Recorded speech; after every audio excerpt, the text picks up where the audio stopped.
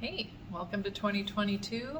I wanted to go over some tips right now for buying in this 2022 market. It is just a carryover of 2021 and I'm not going to beat around the bush about it. It's still very competitive. It's very competitive, especially for VA buyers, military veteran buyers using their VA loans right now.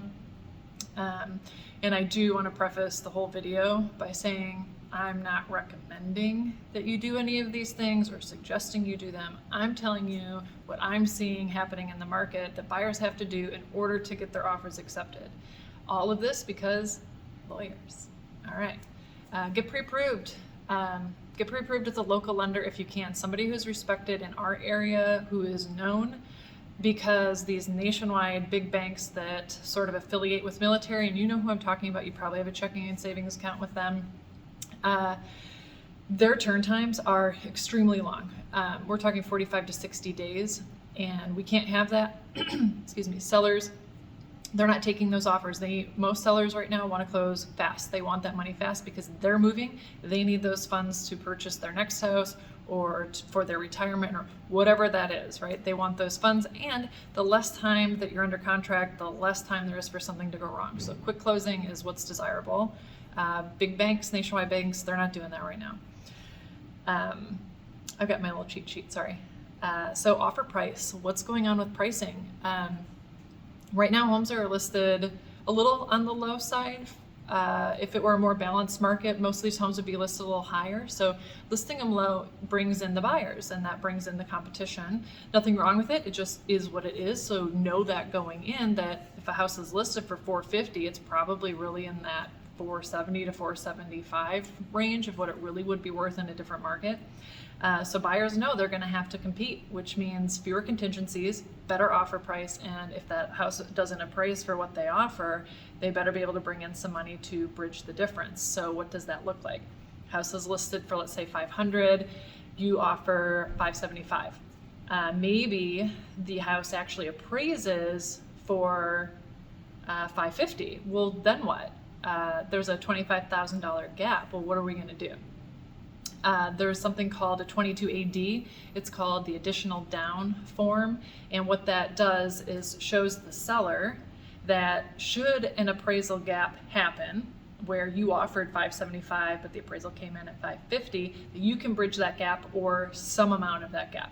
Now, here's the good news. In 2020, with over 30 something accepted offers that closed for our VA buyers, only 2 came in low, and we did 100,000 over in some cases, 75,000 over in some cases. 2 came in low, and 1 came in low at 10,000, 1 came in low at 17,000. That's a big number, but they've already made that money back. I mean, this market it's extremely competitive, but in the upward fashion, right? And so these buyers that did have to pay a little bit over what the appraised value was, they've made that money back in appreciation at this point, just from the market continuing to go up.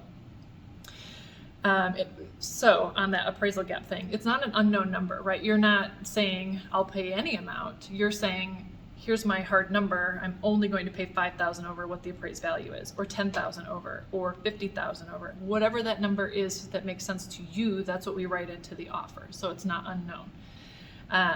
Removing as many contingencies as possible in your offer is going to be more appealing. So it's not just the price, it's not just the appraisal gap coverage, it's removing your ability to back out. And the most common ways that people back out is the HOA dues. So if you can review that, all the HOA documentation, the bylaws, the budget, rules and regs, if you can get a copy of that before submitting your offer, then you know what you're buying into, right? What that HOA is like, if they're a healthy HOA or not. And so you can remove that contingency at that point because you've read through everything that you would have gotten during the contract had this been a more stable market, a more balanced, not stable, sorry, more balanced market. The other thing is a 22T. I'm not recommending it. I'm saying it's an option that you can review the title report prior to submitting your offer, and many listing agents right now are requesting that title report early before the listing goes live, and they're submitting that up into the MLS, which is where agents upload all the houses for sale, so that potential buyers can review the title contingency and then potentially remove that contingency since they've reviewed everything prior to offering. Inspections. This is the one where, I'm not telling you should not do an inspection. I'm telling you a lot of people who get their offers accepted likely waived that, right? And we can tell that when we look in the MLS. If a home goes from active to pending, not pending inspection, PI, that means no inspection was done or it was waived, or they did a pre-inspection. So you don't just have to waive, you do have the option to do a pre-inspection in our area. There's a form for it. The seller has to agree to do it, but it is something you can ask to do, but you have to pay for that, right? And so because our market is pretty competitive, if you're having to pay for 5, 6, 7, 8 inspections before your offer gets accepted, that's $350 to $500 every time you do that pre-inspection. But there is something to be said for that peace of mind of knowing what you're getting into. Now you do the pre-inspection, let's say, and you get your offer accepted because you did the pre-inspection. Now you don't have to have an inspection contingency. That's one less out that you have. So let's say there are a bunch of things on there that all of a sudden you don't feel comfortable with. You're like, oof, maybe this is a lot more than I thought it was after I sat down and I thought about it. That inspection contingency is gone at that point. You do not have the ability to back out on that. So you're really going to have to make sure that you feel comfortable with whatever you find on that report.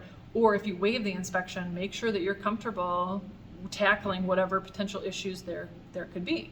And also, even if you do get to do an inspection, it's probably going to be still an as-is sale unless it's something major that would affect financing. And we can do another video on what those things might look like.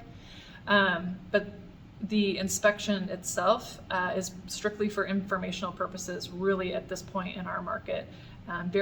It's rare that you're going to be able to negotiate a repair that's not financially required by the lender. So I don't know that, I'm sure I missed a bunch of things, but if there's something you're thinking about or if you have questions on, let us know, and we're here to help.